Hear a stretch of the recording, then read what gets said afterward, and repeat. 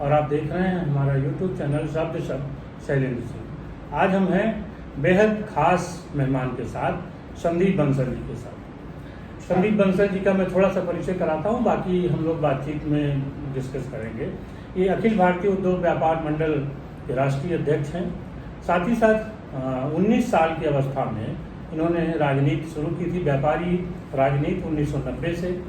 वहाँ से जो इनका दौर चला तो हर सरकार में आपका प्रभाव रहा, चाहे वो भारतीय जनता पार्टी रही हो, समाजवादी पार्टी रही हो, बसपा रही हो, और आप उत्तर प्रदेश सरकार में मंत्री भी रहे। अभी आपका जो अखिल भारतीय उद्योग व्यापार मंडल है वो राष्ट्रीय स्तर का एक संगठन है। बहुत सारे इस दौरान व्यापारी संगठन चले, लेकिन संदीप जी ने जो अपनी छवि बनाई अपनी मेहनत से, और 19 साल की अवस्था से आज तक, तो वो एक लंबा सफ़र है, और उस लंबे सफ़र पे आज हम बात करेंगे संदीप जी के साथ। संदीप जी बहुत बहुत आपका स्वागत है। बहुत बहुत स्वागत है। थोड़ा सा परिचय की, जो 19 साल की अवस्था में जब आपने शुरू किया, जी, कैसा दौर था? 19 साल में लोग राजनीति और इन सब की बजाय फिल्म देखते हैं, तमाम और काम करते हैं, आप राजनीति में आ गए, व्यापारी। बिल्कुल, आपकी बात ऐसी है कि मुझे खुद भी हैरानी होती है। विशुद्ध रूप से एक व्यापारी परिवार का बच्चा, जिसकी कोई पारिवारिक पृष्ठभूमि राजनीतिक ना हो, वो इस क्षेत्र में आता है तो पूरे खानदान को, पूरे समाज को बड़ी हैरानी होती है। कमोबेश यही स्थिति मेरे साथ रही। मेरे पिताजी, मेरे चाचा जी, हम लोगों का व्यापार था। पिताजी हालांकि सर्विस में भी रहे, लेकिन व्यापार के दौरान मैंने देखा कि सरकारी महकमे का अधिकारी वो हमारे प्रतिष्ठान पर आकर के, और जैसे कह लीजिए कि कर्मचारी को ट्रीटमेंट कोई देता होगा, मैं तो कह रहा हूँ आज के दौर में कभी किसी कर्मचारी को भी ऐसा ट्रीटमेंट नहीं मिलना चाहिए। हम सब एक जैसे हैं, एक समान हैं, कर्मचारी हो चाहे मालिक हो।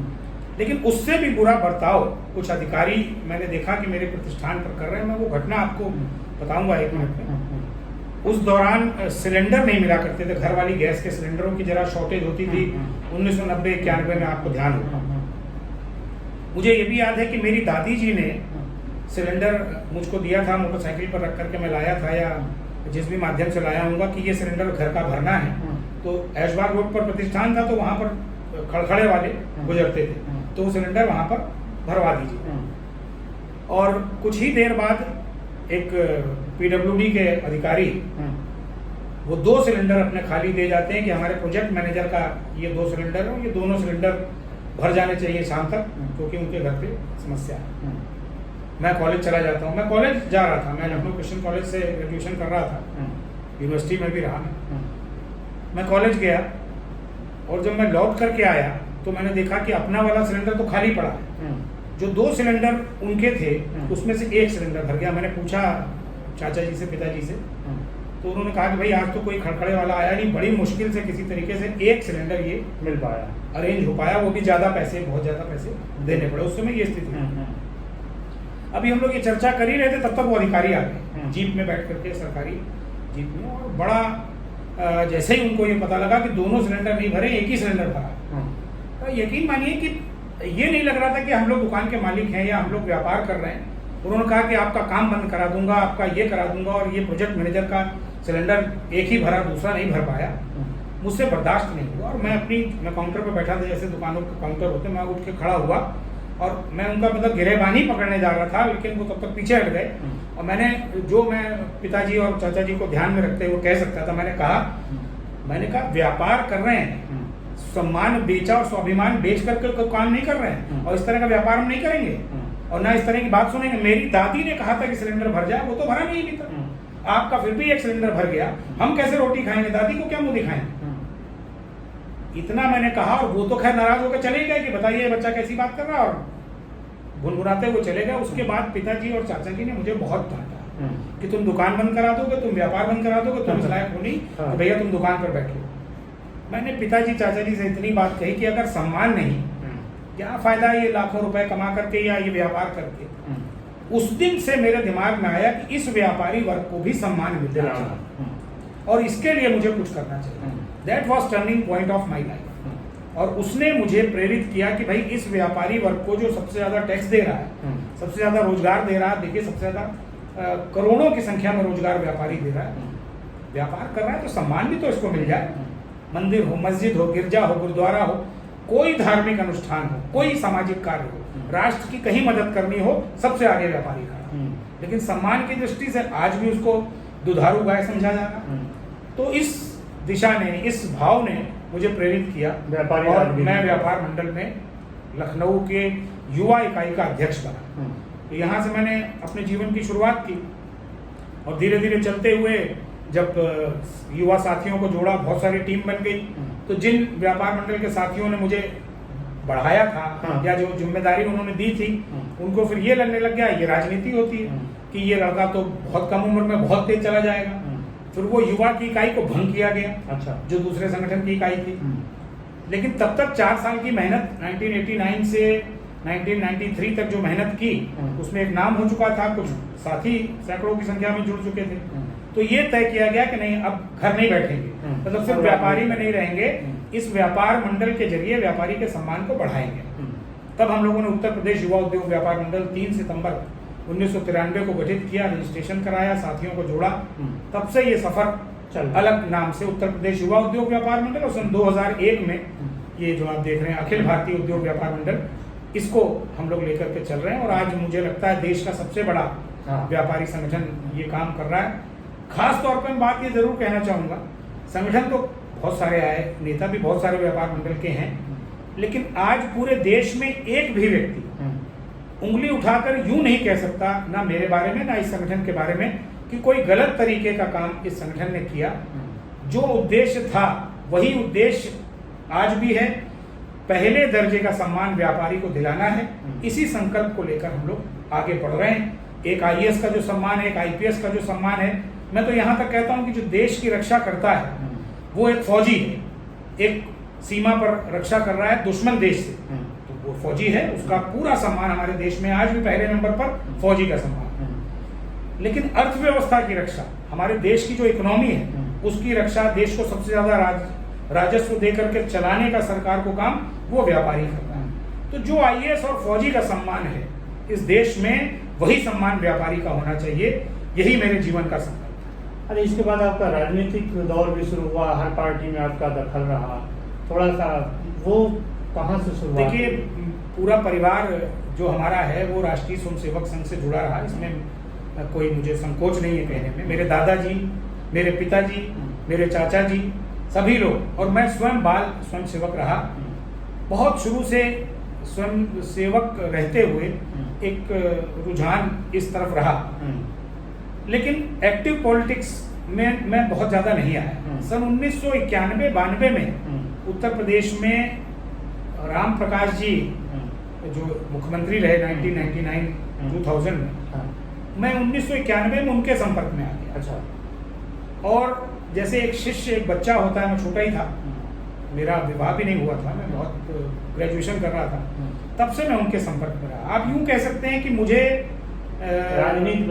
राजनीति में ला करके, और जो बात आपने शुरू में कही थी कि भाई एक कम उम्र के व्यक्ति आप ये सब छोड़ करके और इसमें पूरा जो होते हैं राजनीति में कैसे आ गए, तो वो श्रेय मुझे लगता है राम प्रकाश जी का है कि उन्होंने राजनीति की ABCD समझाने में, हालांकि मुझे राजनीति आज भी नहीं आ पाई ऐसा मुझे लगता है, लेकिन फिर भी जो भी मैं सीखा, जो भी मुझे लगा कि अपने आदर्शों पर चलना चाहिए, सिद्धांत पर चलना चाहिए, सच्चाई पर चलना चाहिए, पैसे के पीछे नहीं भागना चाहिए, ये सब मुझे राम प्रकाश जी से सीखने को मिला और इसी दिशा में मैं आगे चलता चला गया। और भारतीय जनता पार्टी, वही बात है कि संघ का व्यक्ति था तो भारतीय जनता पार्टी से जुड़ाव रहा, हमेशा रहा। 2007 में कुछ ऐसा विषय आ गया जिसको लेकर के हम लोगों को निर्णय बदलना पड़ा। हमने बहुजन समाज पार्टी को समर्थन दिया, तो बहुजन समाज पार्टी की सरकार बन गई। उसमें भी कुछ ऐसा विषय 2008 में मुझे विधानसभा का टिकट मिला और टिकट बाद में बदल दिया गया कुछ कह करके। मैंने हालांकि कहा उस समय नेतृत्व को बहुजन समाज पार्टी के कि ये निर्णय ठीक नहीं है, मैं चुनाव जीता हुआ था विधानसभा का, लेकिन जो भी निर्णय हो, जो भी पार्टी का इंटरनल मैटर हो, उसके बाद हम ही लोगों पर आरोप लगा दिया गया कि भाई इन लोगों ने कैंडिडेट को हरवा दिया। ठीक है, हरवा दिया और हम लोग उस पार्टी से भी संबंध खत्म हो गया। 2011 में चूंकि व्यापारी आंदोलन तो निरंतर हम लोग करते रहे, उसमें फिर समाजवादी पार्टी की तरफ से प्रस्ताव आए और उनसे अखिलेश जी से मुलाकात हुई और निरंतर हम लोग आंदोलन कर रहे थे, तो लगा कि विचार एक जैसा है, बात आगे बढ़ सकती है, तो हम लोग साथ आए, एक प्लेटफॉर्म पर काम किया और समाजवादी पार्टी को समर्थन दिया और समाजवादी पार्टी की सरकार बनी। और उस सरकार में अखिलेश जी ने मुझे राज्य मंत्री का दर्जा भी दिया, 2 बार मंत्री बनाया। हालांकि मैं उससे संतुष्ट नहीं था, मैंने कई बार उनसे भी कहा, मैंने कहा ये मुझे नहीं लगता कि व्यापार मंडल का जो स्वरूप है उसके अनुसार है, लेकिन ये कहा गया कि कुछ और आपको सम्मानजनक स्थिति में लाया जाएगा, लेकिन वो स्थिति बन नहीं पाई अंत तक। और उसके बाद से हम लोग व्यापार मंडल को कैसे और बढ़ाएं पूरे देश में और उत्तर प्रदेश के सभी जनपदों में, इस प्रयास में लगे हैं। व्यापारियों की क्या समस्याएं, आपकी इतनी लंबी राजनीति और व्यापार मंडल की संगठन है आपका, क्या समस्याएं आपको अभी नजर आ रही हैं? देखिए, समस्याएं तो आनी जानी है। आप यूं मान के चलिए कि समस्या तो व्यापारी की ऐसी है कि एक खत्म होगी तो दूसरी आएगी। मुख्य समस्या है सम्मान, मुख्य समस्या है विश्वास। सरकारों का व्यापारी पर विश्वास जम जाए कि व्यापारी जो कह रहा है वो ठीक है, व्यापारी जो कर रहा है वो ठीक कर रहा है। और दूसरा उसका सम्मान। एक सम्मान ऐसी चीज है, खेल में जो पुरस्कार मिल रहे हैं उससे खिलाड़ी का मनोबल ऊंचा होता है। शिक्षा क्षेत्र में जो अच्छा काम कर रहा है उसको सम्मान मिल रहा है, तो और शिक्षकों का और शिक्षा क्षेत्र में सम्मान होता है। ब्यूरोक्रेसी में जो अच्छा काम कर रहा है उसका सम्मान होता है। लेकिन मुझे लग रहा है कि व्यापार और उद्योग के क्षेत्र में अभी कहीं ये कमी है कि जो सरकार को चला भी रहे हैं, सरकार को सबसे ज्यादा एम्प्लॉयमेंट भी दे रहे हैं, उसको सम्मान की दृष्टि से कहीं पिछड़ रहा है। तो पहला तो हमारा जो आप विषय आपने लिया वो ये है कि व्यापारी को पर्याप्त सम्मान मिलना चाहिए। सरकार का राजस्व अपने आप 1.5 दोगुना हो जाए, ये मैं दावा करता हूँ। अगर कभी ये बात जो मैं आपसे कर रहा हूँ प्रधानमंत्री और देश के उच्च स्तर तक पहुंच जाए, इसको आजमा के देखना चाहिए कि आप व्यापारी को सम्मान दीजिए। जैसे सुभाष चंद्र बोस ने एक नारा दिया था, तुम मुझे खून दो मैं तुम्हें आजादी दूंगा। मैं कहता हूं कि तुम व्यापारी को सम्मान दो, व्यापारी तुम्हें देश में सभी कर्जों से मुक्त कर देगा। ये जो विश्व बैंक का कर्जा हो या जो भी भारत सरकार के ऊपर दबाव होगा, ये सारे टैक्स से व्यापारी झोलियां भर देगा सरकार की, लेकिन उसको सम्मान। दूसरा विषय, आज जो वातावरण है उस वातावरण में मुझे लगता है कि सरकार को ये जरूर देखना चाहिए कि टैक्स की दर हम कम रखें। टैक्स की दर कम होगी तो सभी टैक्स देने में आ जाएंगे, लेकिन अगर टैक्स की दर बढ़ी होगी तो वही टैक्स जो सरकार को लग रहा है कि मुझे मिल रहा है उसमें कहीं ना कहीं चोरी होनी शुरू होगी। ये ध्यान हमेशा सरकार को रखना पड़ेगा, चाहे वो कोई भी प्रोडक्ट हो। टैक्स की दर कम होगी, सभी लोगों को जोड़ा जा सकता है टैक्स देने से, लेकिन अगर टैक्स की दर ज्यादा होगी करापुंचन होगा ही होगा, कोई बचाव नहीं। तो ये 2 प्रमुख विषय आज के हैं जिन पर सरकार को ध्यान देना चाहिए। अभी अभी मन की बात कार्यक्रम पोस्ट कार्ड लेखन का चला रहे हैं जी। 40 जिलों में और 10,000 लोगों ने अभी तक भेज दिया है। ये आपका जो सिलसिला है जारी है, तो ये मन की जो बात का है सिलसिला, ये क्या है, थोड़ा लोगों को समझाइए। देखिए, मन की बात तो माननीय प्रधानमंत्री जी ने विषय शुरू किया है और पूरा देश उसको सुनता भी है, जुड़ता भी है उससे, हम लोगों ने भी देखा है। तो प्रधानमंत्री जी के मन की बात को हम लोगों ने अपने से जोड़ करके व्यापारी के मन की बात कर दिया, प्रधानमंत्री जी तक पहुंच जाए। और हम लोग जो चाहते हैं या जो हम लोग के मन का भाव है, ये प्रधानमंत्री जी तक पहुंच करके और प्रधानमंत्री जी इस पर निर्णय ले, इसलिए ये व्यापारी के मन की बात का कार्यक्रम हम लोगों ने रखा है। ये अभी 9 अगस्त क्रांति से प्रारंभ हुआ। उत्तर प्रदेश के लगभग 40 जनपदों में तो ये हो चुका है और बाकी 35 जनपदों में और हो जाएगा 1 सप्ताह के अंदर। देश के 9 राज्यों में ये कार्यक्रम चल रहा है और हम सभी का ये प्रयास होना चाहिए कि व्यापारी के मन की बात माननीय प्रधानमंत्री जी तक पहुंचे। 3 बातें हैं। पहली मन की बात है शिक्षक दिवस, मजदूर दिवस, बाल दिवस, doctors day, fathers day, mothers day, yoga day और भी वैलेंटाइन डे, बहुत सारे डेज हैं। 365 दिन में एक दिन ट्रेडर्स डे यानी कि व्यापारी दिवस हो, ये हमारी मन की बात है जो हम लोग प्रधानमंत्री जी तक पहुंचाना चाहते हैं। दूसरी मांग है, देश में महंगाई को रोकने का एकमात्र आसान तरीका जिससे आम जनता को भी राहत मिल सकती है, उद्योग व्यापार को भी राहत मिल सकती है, डीजल, पेट्रोल और रसोई गैस को जीएसटी के दायरे में लाया जाए। यूं तो मैं अभी कहता हूं कि दर कम हो जीएसटी की, अभी मैंने कहा इससे पहले, लेकिन जीएसटी की अधिकतम दर 28% है और डीजल, पेट्रोल और रसोई गैस पर वैट लग रहा है जो लगभग 56% है, यानी कि दुगना लग रहा है। अगर वो जीएसटी के दायरे में आ जाएगा तो 25 रुपए प्रति लीटर डीजल पेट्रोल में कमी आएगी और 200 रुपए प्रति सिलेंडर गैस की कीमतों में कमी आएगी। तो ये दूसरी हमारे मन की बात है जो प्रधानमंत्री जी तक हम रखना चाहते हैं। और तीसरी मांग है, कोविड से 2 वर्ष हम लोग प्रभावित रहे, व्यापार प्रभावित रहा, उद्योग प्रभावित रहा, दुकानें बंद रही, उद्योग बंद रहे, सरकारी लोगों को तनख्वाह मिलती रही, बाकी सब चलता रहा, लेकिन व्यापार बंद होने के बाद भी हमने बैंकों के ब्याज दिए, हमने किराए दिए, हमने बिजली के बिल दिए, सरकारी जो कमर्शियल बिल हैं वो दिए, टैक्स भी जमा किए जो जो हो सकते थे। अब सरकार से सिर्फ अनुरोध ये है, भारत सरकार से, कि वो जीएसटी में जो अर्थदंड और जुर्माना लग रहा उसको कम से कम 1 वर्ष तक स्थगित कर दें, तो एक बड़ी राहत उद्योग और व्यापार जगत को मिल जाएगी। ये 3 बातें हम लोग व्यापारी के मन की बात के जरिए प्रधानमंत्री जी तक पहुंचा रहे हैं। प्रधानमंत्री जी का पता है 7 लोक कल्याण मार्ग, नई दिल्ली 110092।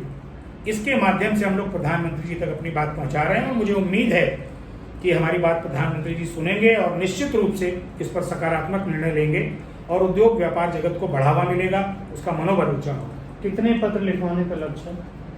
हम लोगों ने न्यूनतम छोटे जनपदों से लक्ष्य रखा है 500 पोस्ट कार्ड का, और जो महानगर लखनऊ, कानपुर, सहारनपुर, काशी, गोरखपुर, इस तरह के बड़े जो महानगर है वहाँ 1000 पोस्ट कार्ड का लक्ष्य है। इसके अलावा जितने देश के राज्य हैं उसमें सभी जनपदों को ये कहा गया है कि 500 पोस्ट कार्ड सब जनपदों से जाएं, लेकिन मुझे लगता है कि अन्य राज्यों में शायद संख्या कम रहेगी। उत्तर प्रदेश इसको प्रमुखता से करेगा, फिर भी हम लोग कोशिश करेंगे कि 10,000 पोस्ट कार्ड प्रधानमंत्री जी तक पहुंच जाए। ये हम लोगों का प्रयास है।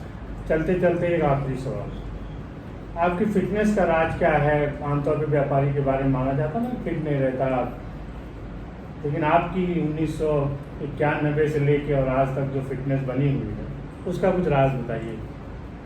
मेरा कोई ऐसी फिटनेस बहुत अच्छी नहीं है। मुझे लग रहा था कि मेरे बाल कम हो गए, पहले अच्छे खासे थे, अभी इधर कोविड ने कुछ असर किया है। लेकिन फिर भी मैं ये कहूँगा, बहुत अच्छी बात है आपने ये प्रश्न उठा लिया, कोई उठाता नहीं है। व्यापारी को अगर खुद को मजबूत रखना है तो आधा घंटा शरीर को देना पड़ेगा। ये खास तौर पे व्यापारी के लिए है, इसलिए क्योंकि वो बैठा है तो दुकान पर बैठा है, फैक्ट्री में बैठा है तो अपने ऑफिस की चेयर पर बैठा है, उसका मूवमेंट नहीं है। और अगर मूवमेंट नहीं है तो सब कुछ होने के बाद भी वो सबसे ज्यादा प्रभावित होगा। और इस कोविड में, दोनों लहरों में, देश में सबसे ज्यादा अगर प्रभावित कोई हुआ, व्यापारी को। इसलिए आपके माध्यम से मेरी अपील है, प्रतिदिन आधा घंटा अपने शरीर को दें। व्यापारी बंधु या वो लोग जो सिर्फ बैठ के काम करते हैं, फिजिकल उनका काम नहीं है, आधा घंटा अपने शरीर को दीजिए, शरीर आपका साथ देगा। हालांकि मैं 55 मिनट देता हूँ रोज, बिल्कुल ईमानदारी से बता रहा हूँ। वॉक करता हूँ, रिवर्स वॉक करता हूँ और अच्छी कसरत, मतलब अच्छी मेहनत करता हूँ। जब मैं वॉक करके आता हूँ तो मुझे देख के किसी को लगता है कि कहीं मैं बहुत बड़ा जिम करके आ रहा हूँ। पूरे कपड़े पसीने से भीगे होते हैं, चाहे सर्दी हो चाहे गर्मी हो। और उसके अलावा भी कोशिश करता हूँ 15-20 मिनट का योग भी कर लूँ।